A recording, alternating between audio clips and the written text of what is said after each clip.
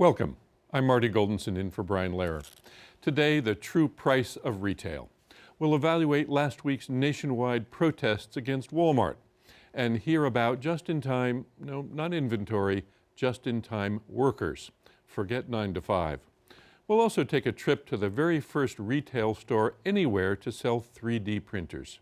It's right here on Mulberry Street. Plus, we'll hear some new thoughts about an age-old retail tradition, shoplifting.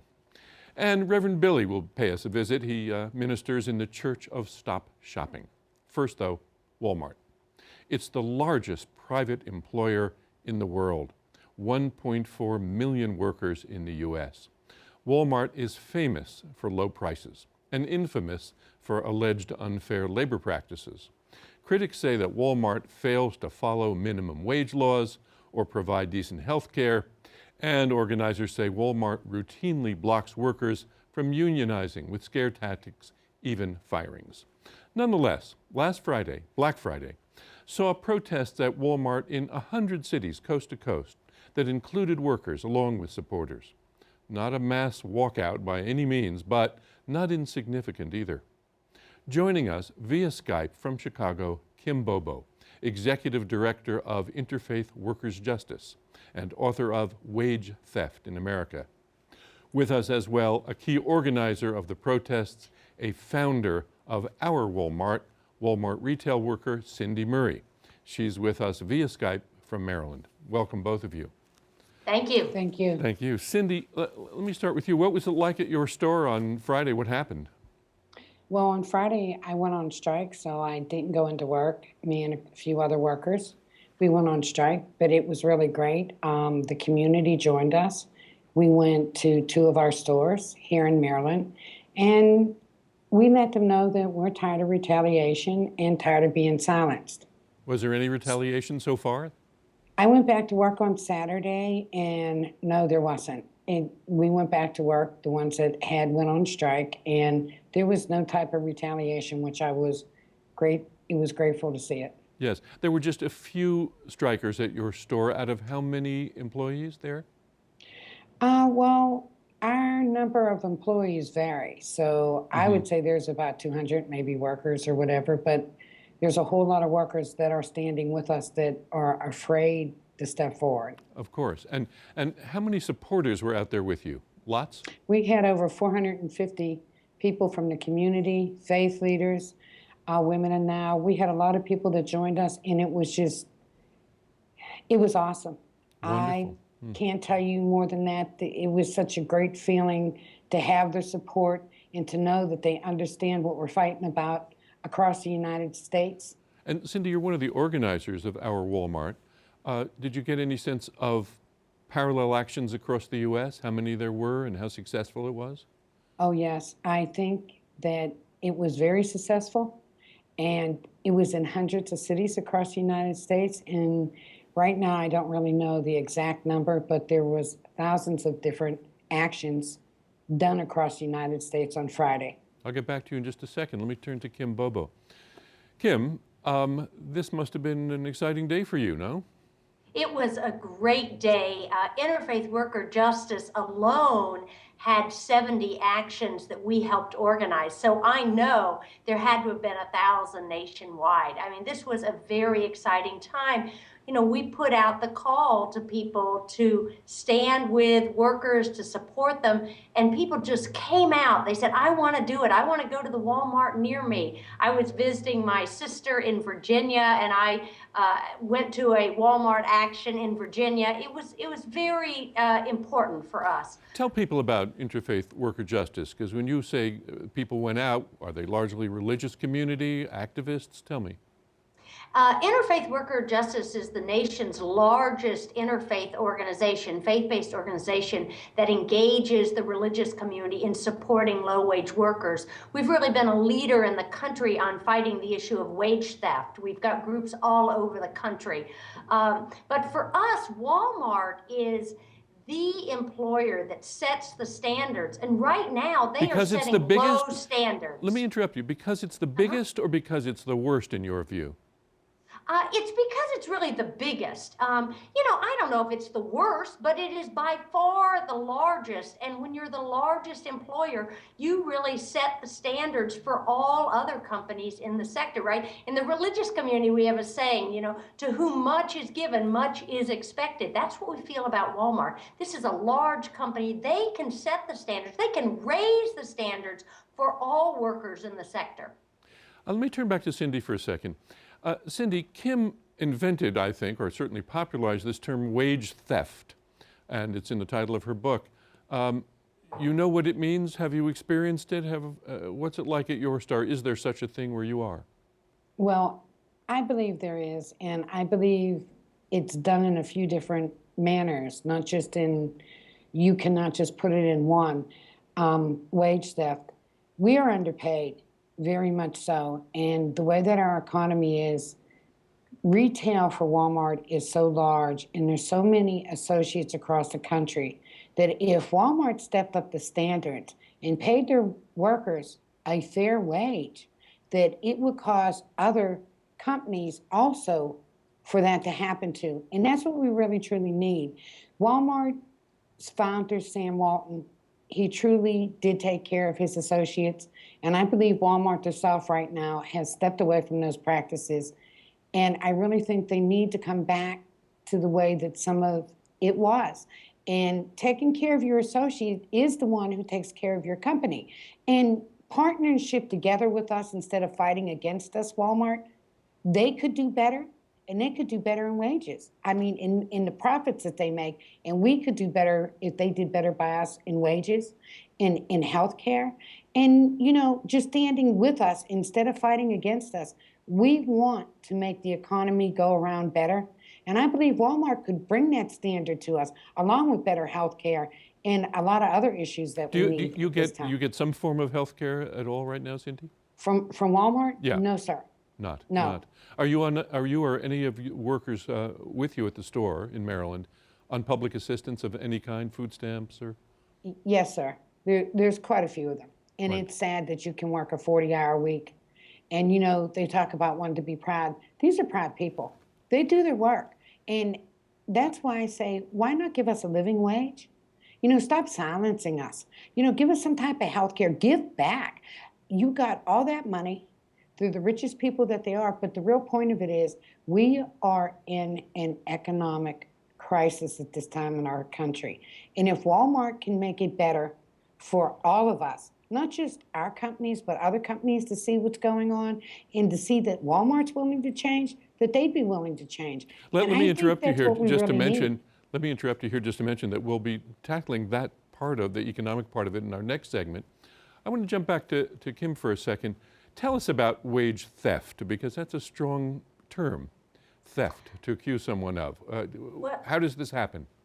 Wage theft is when an employer illegally underpays workers their wages. It's not paying the minimum wage, it's not paying overtime, it's not paying them, requiring them to work through their breaks, not paying them for it, it's stealing tips, it's calling people an independent contractor when they're really an employee. It's not paying workers at all.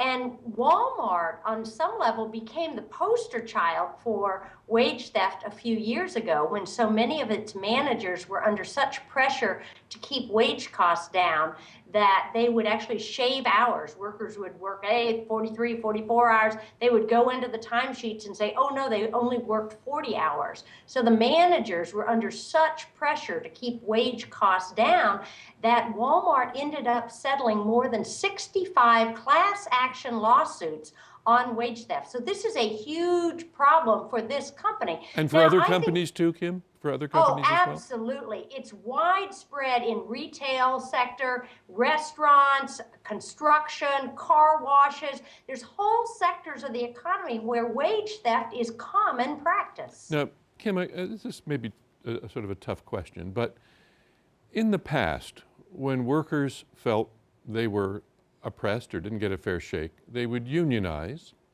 Unions themselves would come in and under some protections of the NLRB or whatever would be able to organize people and have a secret ballot or an open ballot, whatever, and be able to form a union. How come it's at this stage where It's almost like a grassroots campaign, some of it coming out of the church. There are some people on the picket line who are actually striking informally. Most of the people on the picket line are community people. It's a different time right now and a different kind of resistance. Why is that happening? What's different?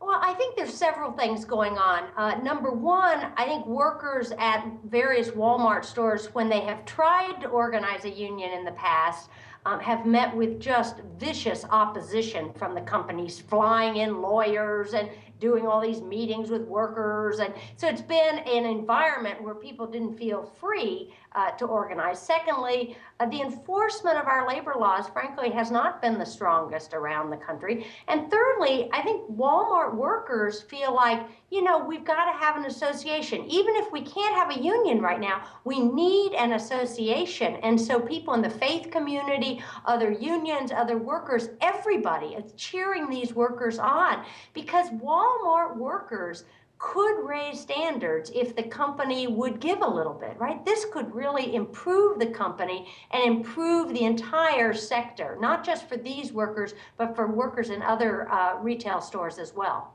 Cindy, you were out there on the picket line, so to speak, and at your store in Maryland. How did the customers respond who were going by you and going in? Did they look the other way? Did they give you support? They're not that different from workers there, right? People who are trying to save some money.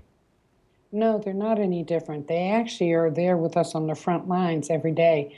Some of them cheered us on, some of them honked. We had trash truck men that just stopped and, asked what it was about, and when told, they gave us the thumbs up. And so our customers are joining us, and our communities and our faith leaders.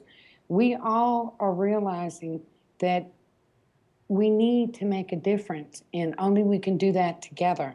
And with an organization, we can do that. And with the people who support us, we know we need a change.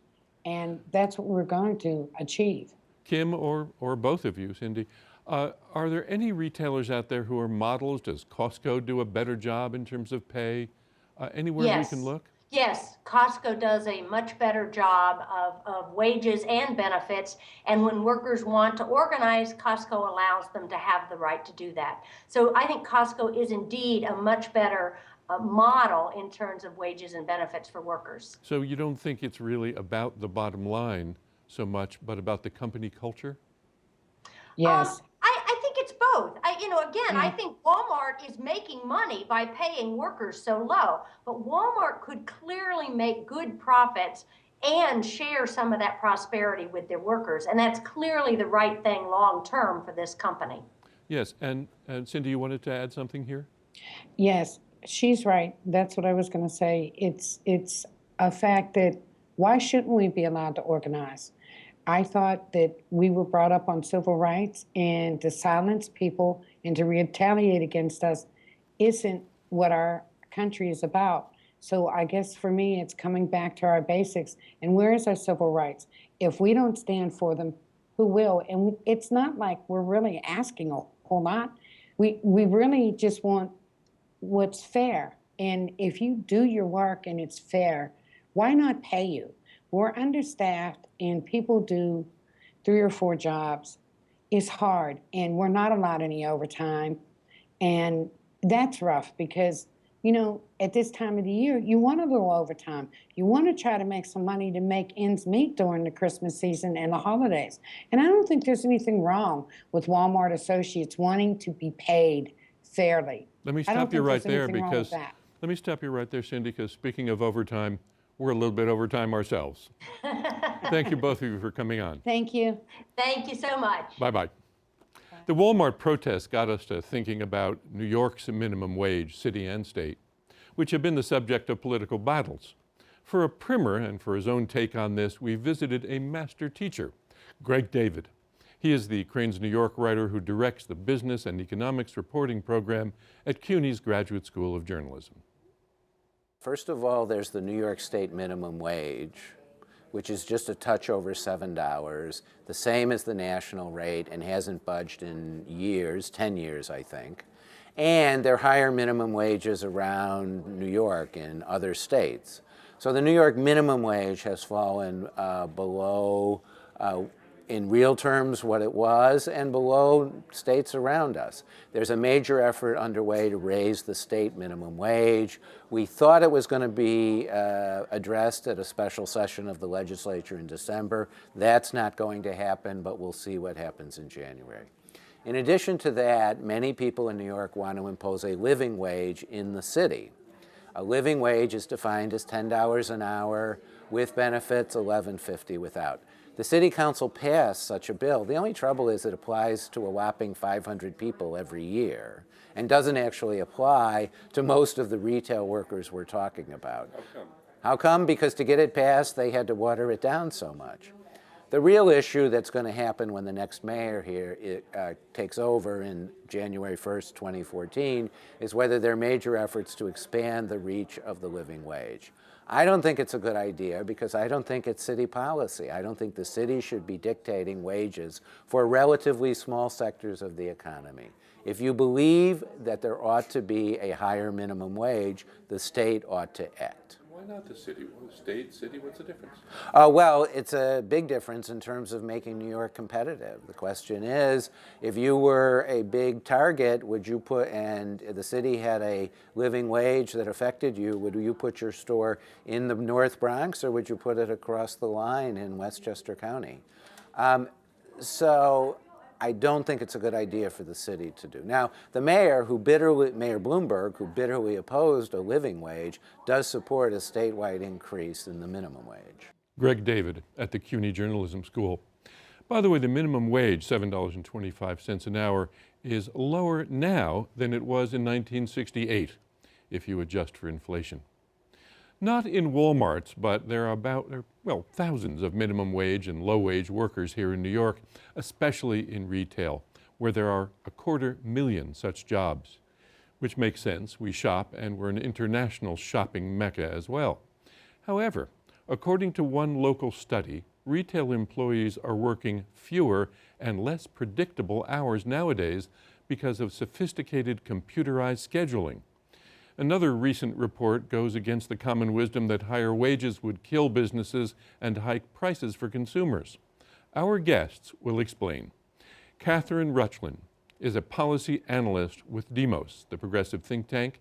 She wrote the just-released report, Retail's Hidden Potential: How Raising Wages Would Benefit Workers, the Industry, and the Overall Economy.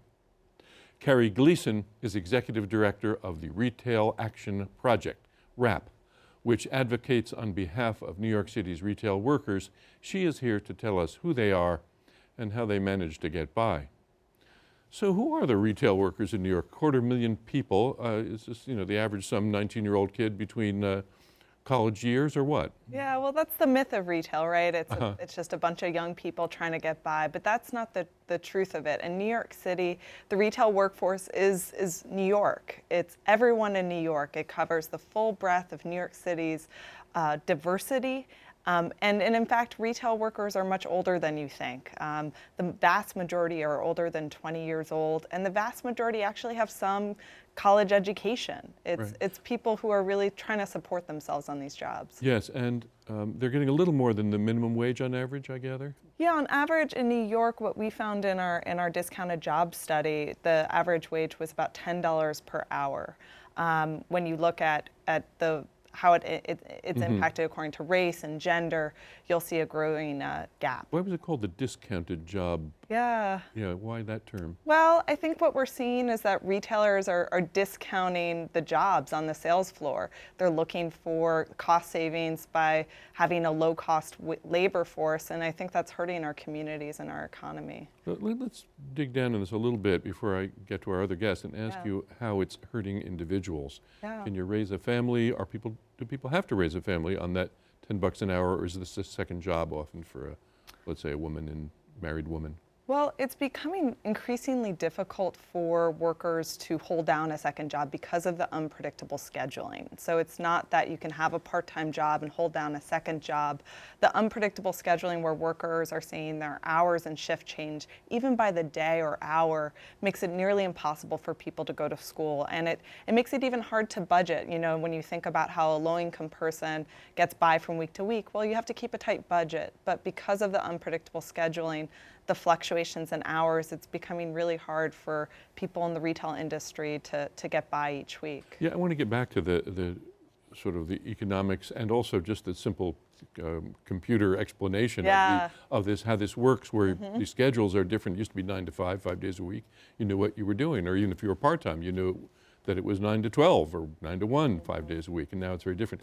But I don't want to ignore you here, because you're here for a very important reason, which is there's a general economic understanding that if wages were raised at that basic level, you know, that businesses, especially new businesses or retail or places with slim margins, like Walmart, which is a roughly 3% margin, would just be in enormous trouble, and the economy would be in enormous trouble, and unemployment would be worse if all these Walmart people we just heard from were successful and raised prices. It would just put everybody out of business or repress new businesses. Yeah, this is a popular misconception. People really think about wages as part of a trade-off relationship with other business interests or consumer interests, as if wages exist in their own separate category as a definitive cost. But in fact, you can increase wages and expect to get returns from those increases. If you pay your workers more, they'll stick around longer, they'll be more knowledgeable about the products you have,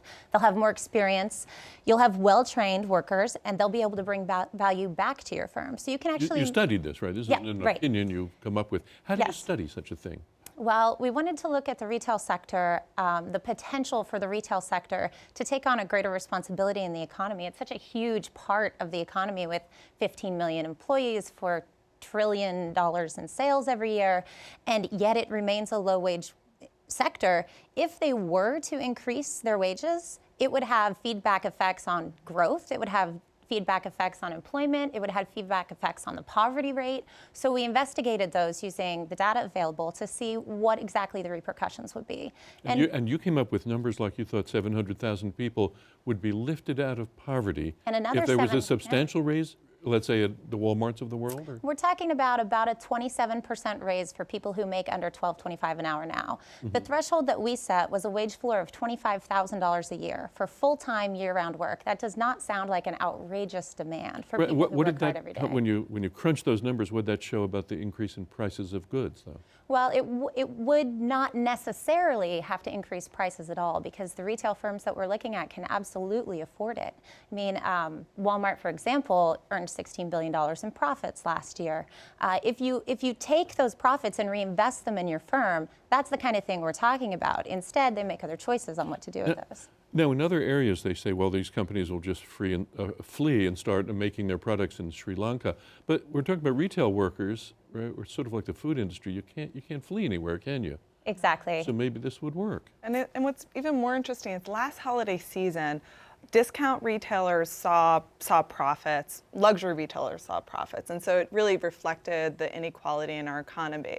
But Walmart's spokesperson said the only way they made profits was by further discounting their goods, because too many of their customers were caught in the paycheck cycle, meaning too many of their customers were living paycheck to paycheck. So I think that what Catherine's talking about, Walmart themselves has said, our customers are struggling. And you want to come back and say, well, if you paid them more, they would have a little savings to spend on a TV between paychecks.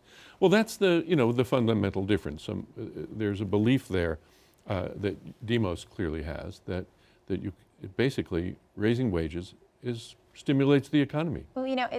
Well, yes, absolutely. In fact, we found that you could generate between $11 and $15 billion in additional GDP in the year following a wage increase like that. That would generate 100,000 new jobs at least.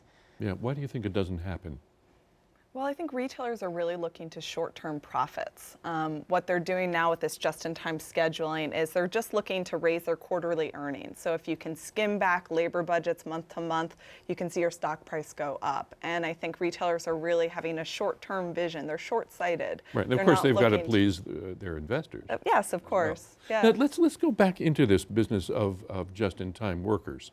We know what just-in-time inventory is, in part because Walmart pioneered it, which is you don't have stuff sitting on the shelves. It's manufactured. Yeah. It comes to you at the last second, and it doesn't sit at all. It gets sold, and while it's being sold, Sam Walton, who I met years ago in an interview and seemed like a decent guy, and a humble kind of guy, and you know, invented this notion of the electronic computerized feedback, where the product would get sold and a new one would get built and ordered by computer. So there's a lot of wonderful innovation there. Now we have this other thing, which is the innovation about workers. So when it's they can predict how many workers they're going to need on the floor depending on what kind of factors? Well, Walmart is an innovator, and they've definitely innovated this practice of just-in-time scheduling. They now have computer software where stored traffic, sales, even the weather can go into these algorithms that can measure the need for labor on an hour-per-hour basis. Individual workers are also seeing their productivity measured on an hour-by-hour basis. And so now workers, because of this scheduling technology at stores like Club Monaco, it's not just Walmart, it's spread to other retailers, now are trying to keep their hourly productivity up in order to earn enough hours to get a decent schedule the next week. And so what's happening now is, because they can adjust the labor needs on an hour-by-hour basis, workers are seeing their schedules adjusted on an hour-by-hour basis. So if July 4th is coming, we know what they'll predict, and we know that it's going to be rainy. They'll somehow predict a week in advance how many workers they're going to need. Do people get any kind of notice? How do they hear about this? Well, a week in advance would be a model scheduling practice. What we're seeing now is that workers are getting, just a few days in advance, or what's increased is this on-call scheduling, where workers have to call just 2 hours before to find out if they're working. So then they're full-time. They're really full-time because they're part-time, but they can't take other work because they don't know if they're needed. Exactly. Workers are They have to be available full-time. They have to be available full-time. And so workers are facing this crisis of underemployment, where they're working fewer hours per week, but actually have to be available to work for more hours. How on earth do you schedule childcare around that? Exactly. Women are especially hit hard by the on-call scheduling, and that's something that we're really trying to take on at the Retail Action Project, along with the Retail Workers Union, the RWDSU, NELP, A Better Balance, DEMOS, with our sustainable scheduling campaign, because there's no reason why retailers have to do this. There's no profitable reason why they have to do this. Oh, there must be. It must be that they can shave a little bit off, and it is more profitable. It's short term, though. I think that what we're seeing you look at retailers like Costco or even Macy's that have better scheduling practices. They're some of the most profitable companies in this country. In part because they, have loyal workers? I think some of it is that they're able to Absolutely. move products, because they have a stable workforce. Costco is a good example because they directly compete with one of Walmart's branches of Sam's Club, and Costco pays much higher wages, $17 an hour for the typical worker at Costco. And in return, their sales per worker are almost doubled. They get a benefit. So what we really have here is a business choice between taking the high road, investing in your workforce, paying decent wages and seeing returns, or taking the low road and cost minimizing your workers until their turnover rate is just anticipated to be very high. Do either of you know anything about how Walmart works overseas? Because I once read that they're unionized, at least in many places outside the U.S. Yeah, so clearly it's just a question of the culture. It's just a question of the culture. We see that with a lot of international retailers coming to New York City, and they come in. H&M, for example, came in, $15 an hour with full-time schedule, and then looked around and saw everyone was paying, and then lowered their wages to $9 an hour. Now they're unionized in New York, so I think they're starting to kind of level the playing field. But the same thing with Uniqlo. It's a popular retailer. Everyone holds them up as a model retailer, but even with this last expansion, they've shifted from a full-time workforce to now a part-time workforce, and getting a full-time job is now a promotion in the company. What happens, Catherine, when people say, you're living in a dream world here that you're going to raise the wages of hundreds of thousands, if not millions of workers, maybe 1 million workers or more at Walmart, and that somehow or another that's not going to crush Walmart, and that's going to make an enormous difference in the economy and create jobs, not lose them? Well, there's a couple of things operating here. I think one thing that's important is to point out the fact that there are plenty of companies that already do this, and they're not crushed. Costco is one of the top 10 retail employers by sales every year, and they do just fine. But the other thing is, you really have to consider what we call the multiplier effect, the fact that the people who are getting a wage raise are people who are going to go right back out and spend that money in the economy. Yeah, well, they're in These no are- position to do a lot of saving. Exactly. Right. And living at or near the poverty line, we found that 1 in 4 retail workers were over 20 and living at or near the poverty line. So there's a whole host of unmet consumption needs that they have. Maybe So you organizers should talk about this raise issue as a way to have less government spending. If people had higher wages at places like Walmart, they wouldn't need food stamps, they wouldn't need to be on welfare. It's true. I mean, Walmart has the largest group of the largest workforce on Medicaid in the entire country. Retailers like Walmart are using public dollars like Medicaid and food stamps to subsidize this low-cost workforce and to provide the benefits that they really should be providing. It's the only way that retail workers are getting by. And this is 1 in 9 Americans. And so when we talk about, well, how do we build financial stability for the lowest paid workers in this country, the lowest income families in this country, well, we all must do something to increase their wages because it's a working poor. We're facing a crisis of underemployment. That's a good argument. I was wondering about one other argument, which is, how do you speak to people who say, I want cheap products.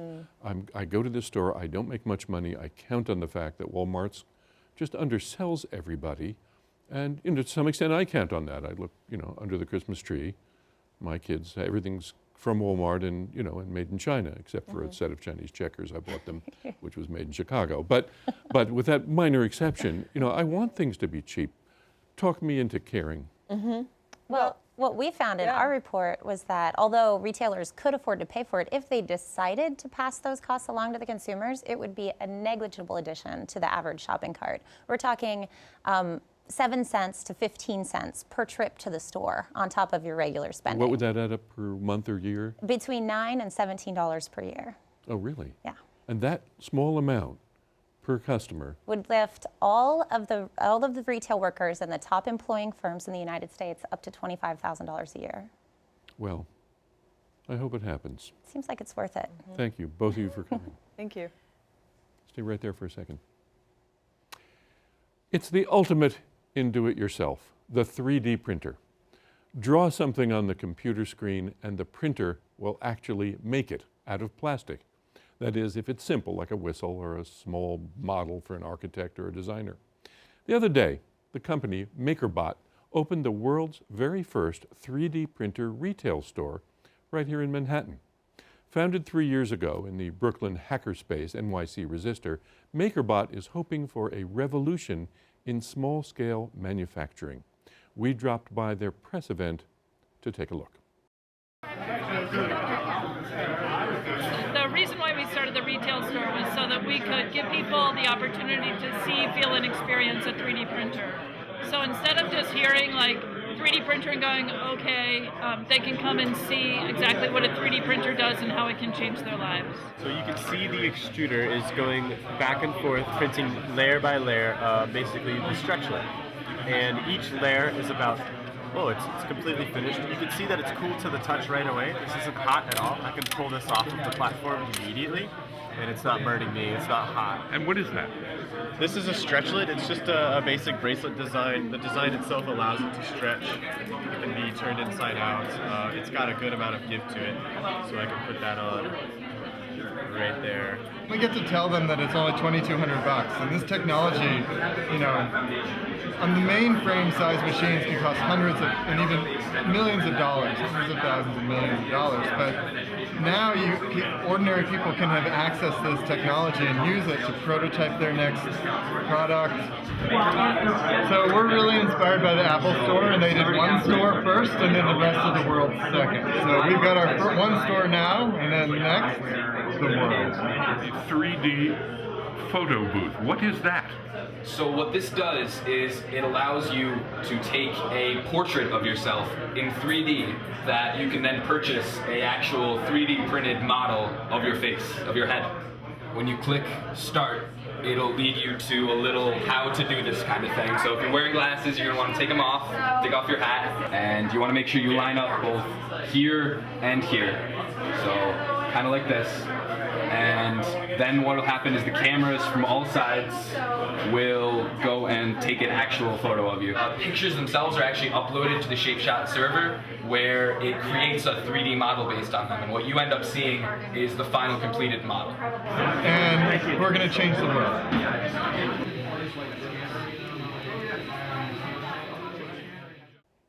A glimpse of MakerBot's new 3D printer store on Mulberry Street.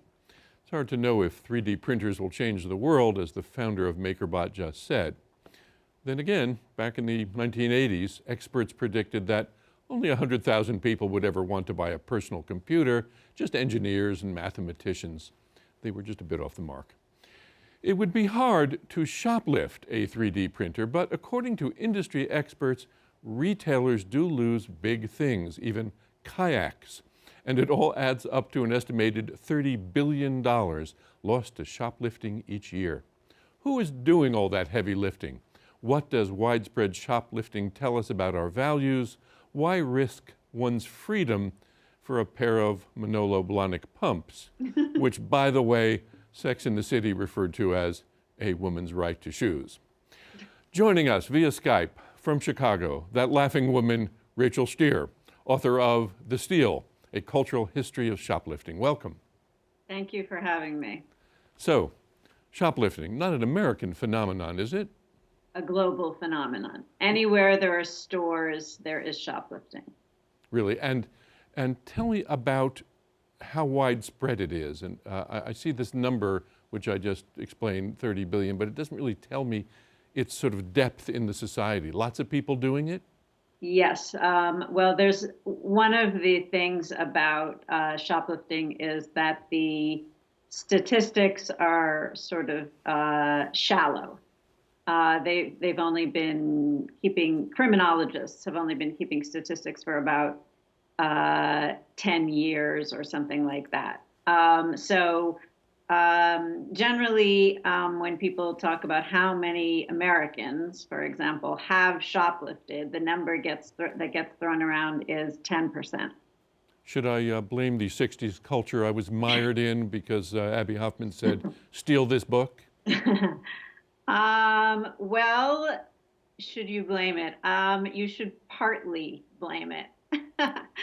The rate of shoplifting went up enormously during the 60s. There is not really an argument about that. And that resulted in what we now have in stores, modern retail surveillance technology, which is quite extensive. And that resulted in shoplifters becoming more aggressive and professional. What do you mean by aggressive and professional?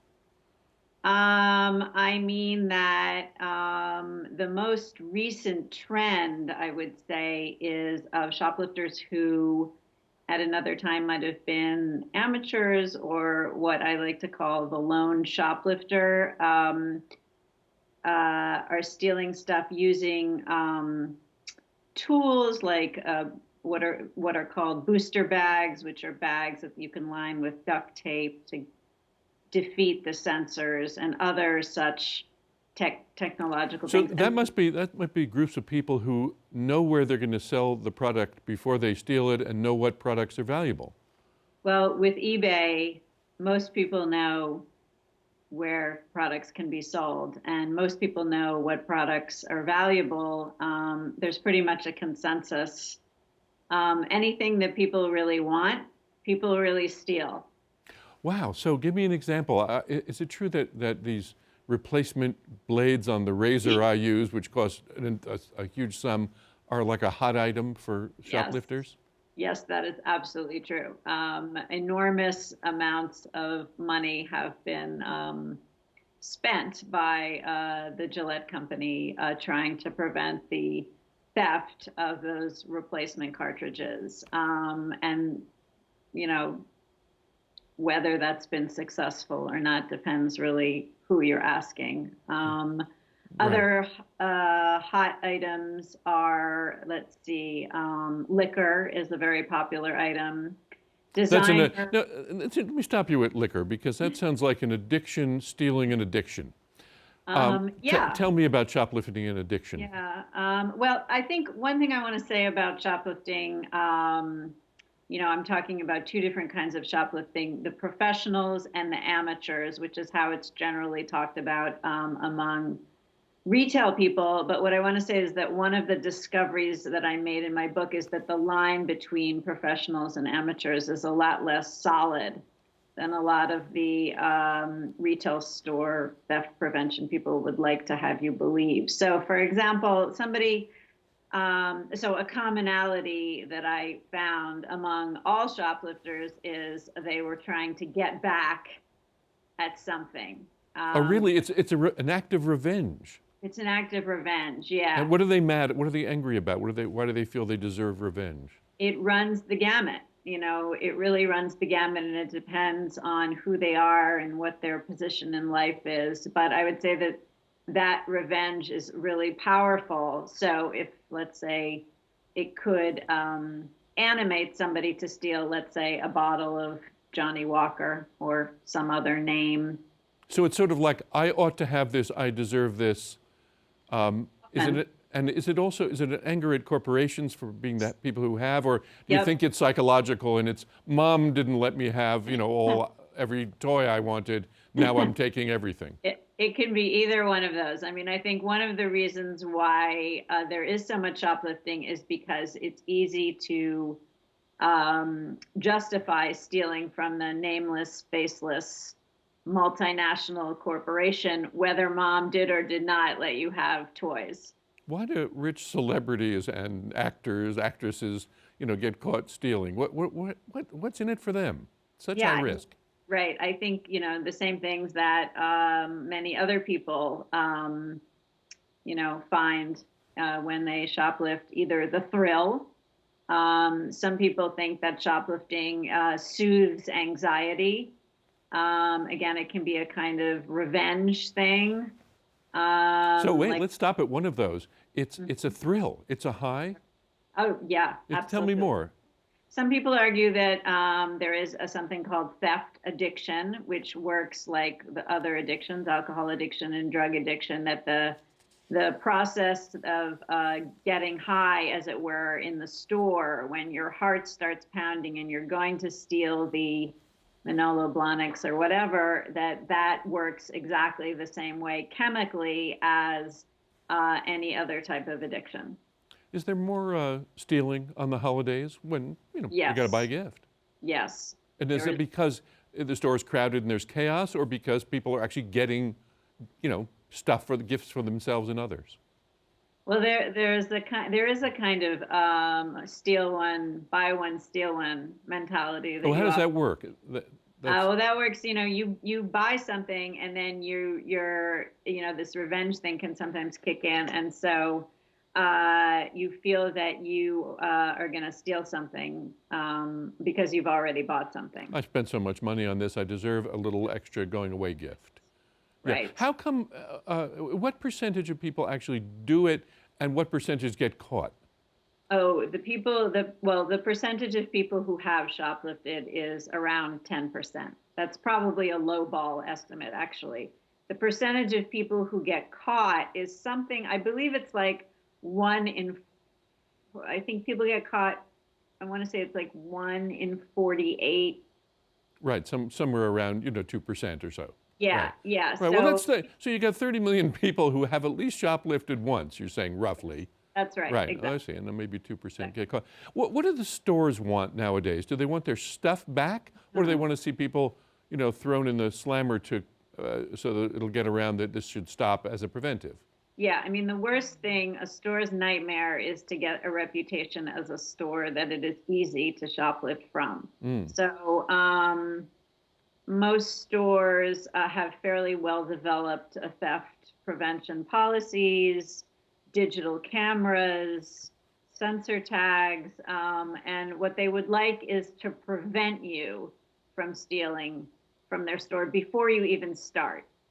Before anybody, but when you walk into the store, they want to try and dissuade you through fear, And also through cheerfulness, they believe that by greeting you, by looking you in the eye and saying, hello, can I help you, sir? Oh, darn it, I'm so sad to hear that. Every time I walk into one of those stores and they say hello and they greet me so nicely at Brookstones, for example, knowing that I'm addicted to gadgets, you're telling me it's actually an anti-theft trick. We recognize you, we see your face. If you steal it, we know who you are. Is that what's going on?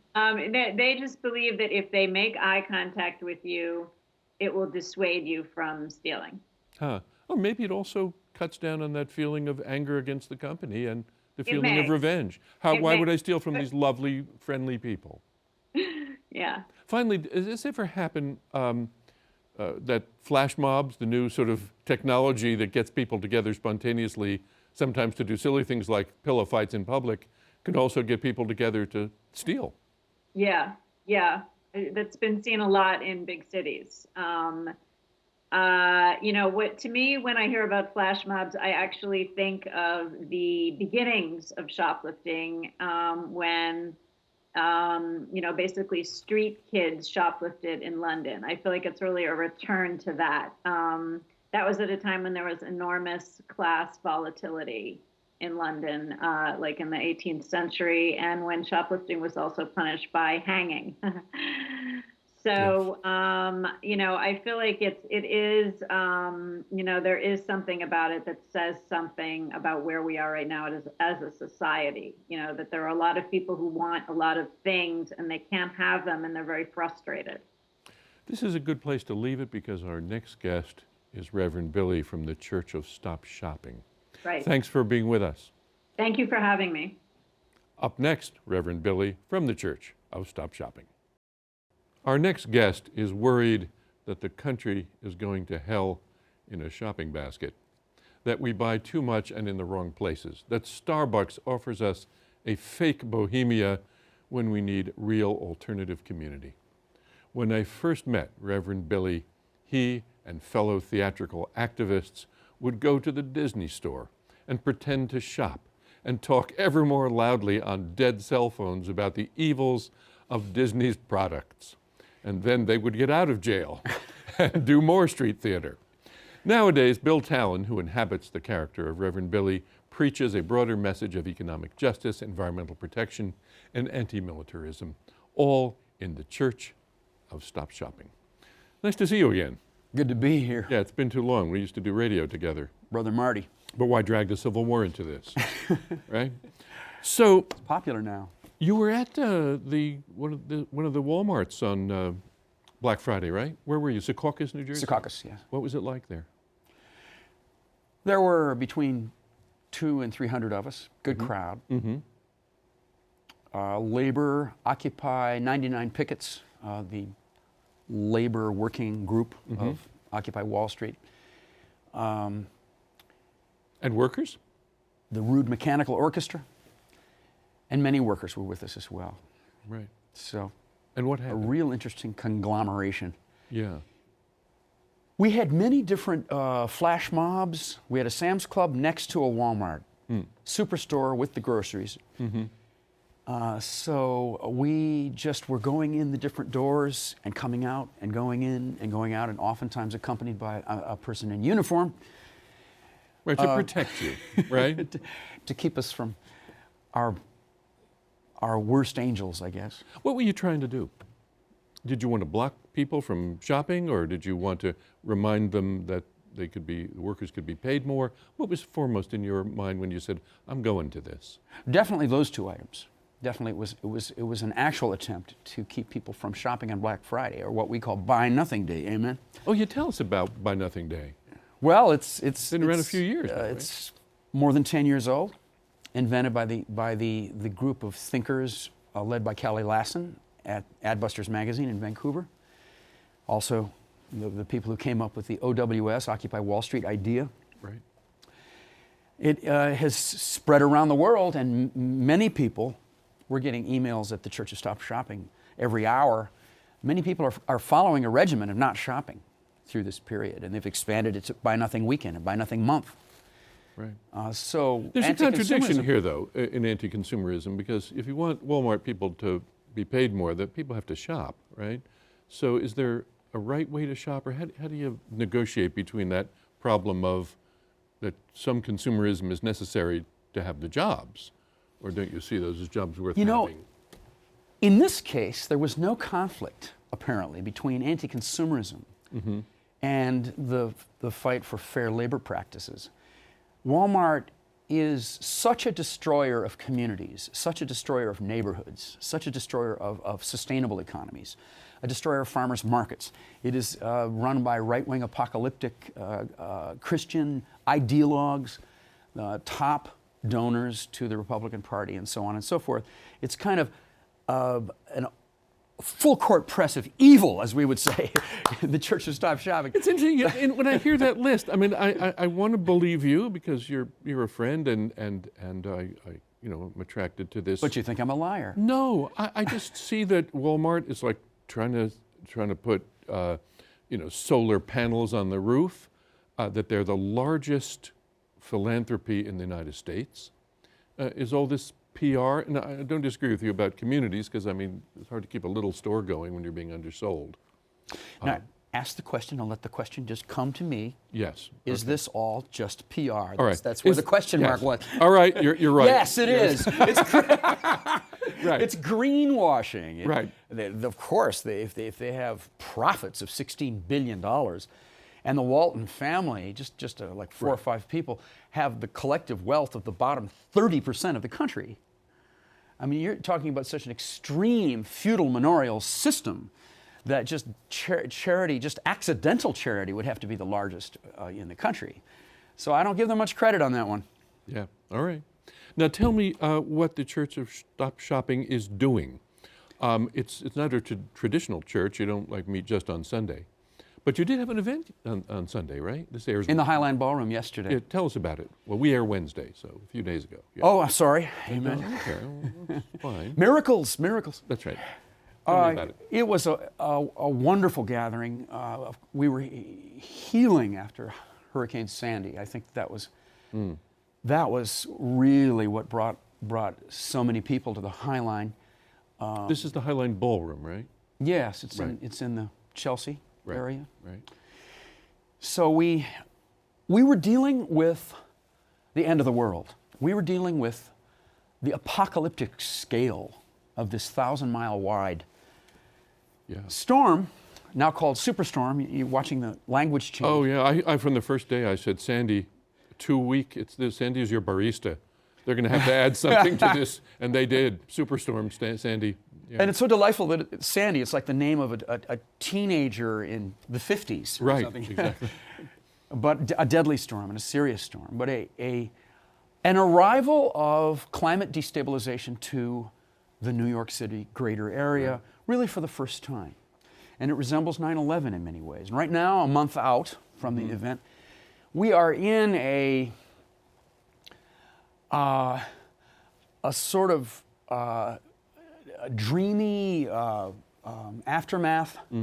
Are you worried people are going to get back to normal, like Rudolph Giuliani saying, start shopping again, get this 9/11 thing out of your mind, get the economy going, the terrorists want us. I'm very afraid of it. And in this case, don't worry about global warming, get back to normal, build that building right next to the shore. Absolutely. One of the real enemies of any kind of consciousness about climate change is the tabloidization of disasters.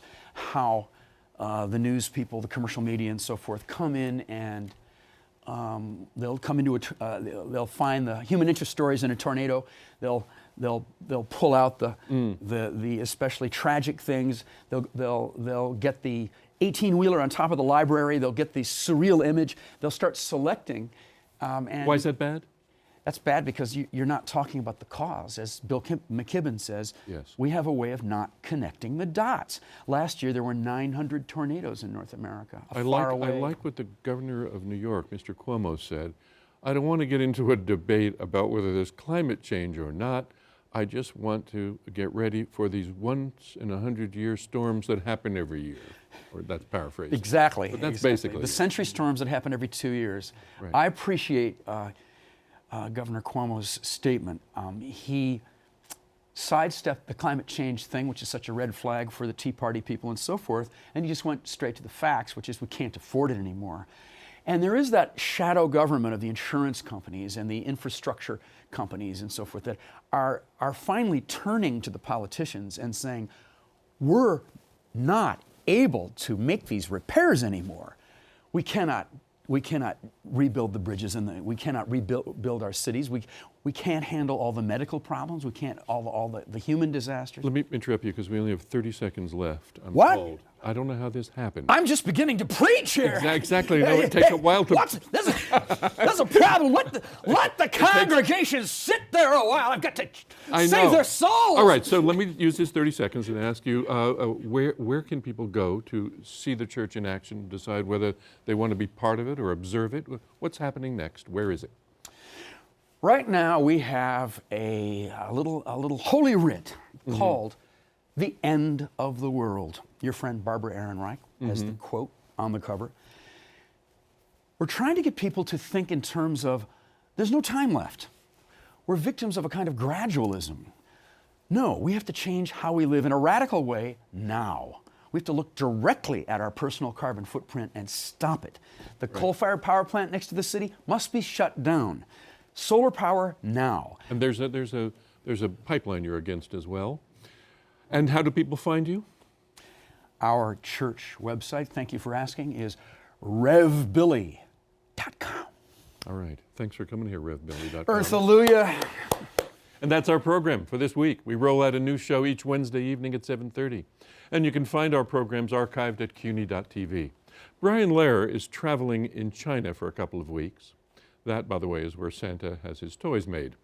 I'm Marty Goldenson, filling in for Brian Lehrer. Thanks for watching.